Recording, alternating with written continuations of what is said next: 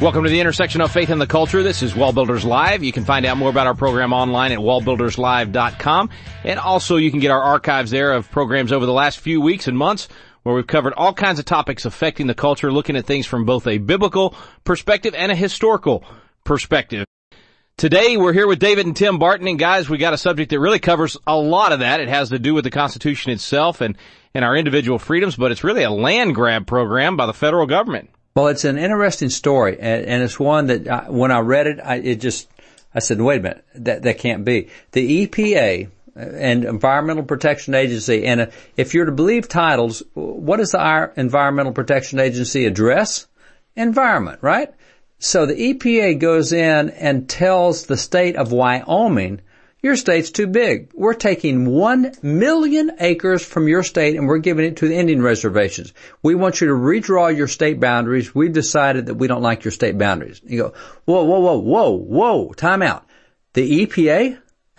What gives the EPA any authority to do anything with land and state boundaries and reservations? And I mean, it was an unbelievable thing. At that point, I thought, all right, Ken Ivory. We got to get State Representative Ken Ivory on here because he's the guy of all the state reps we deal with. He's the guy who really understands this land stuff more than anybody else. Ken Ivory, appreciate you coming on, bro. My pleasure, Rick. Thanks for having me. Hey, shocked by this just decree from the EPA, and dealing with, the boundaries in Wyoming. I realize that's not your state, but, Barton said immediately, man, you got to get Ken on this deal. I know he's probably following it. 1 million acres affected by an EPA ruling? Yeah, what kind of a world are we in, Rick? I mean, 1 million acres by an administrative decree, and they take an entire town. An entire town. They change the boundaries of a state by an administrative decree. I mean, we're in an upside-down world. There's a great quote in an article just a couple of days ago quoting the governor, Matt Mead, and he says, "My deep concern is about an administrative agency of the federal government altering a state's boundary and going against over 100 years of history and law." And he says, this should be a concern to all citizens, because if the EPA can unilaterally take land away from a state, where will it stop?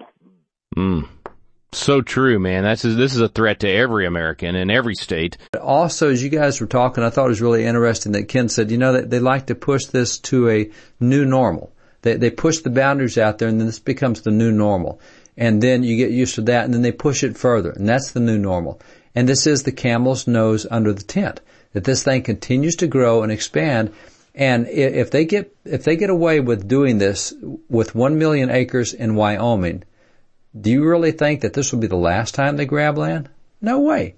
This will be the new normal. And, well, it was 1 million there. Now we're going to do it in 3 states instead of just 1 state. And if it works in 3 states, we're going to do it in 7 states. And if it works for 1 million acres, let's go to 2.5 million. That is the new normal, and that's the way they keep pushing the lines.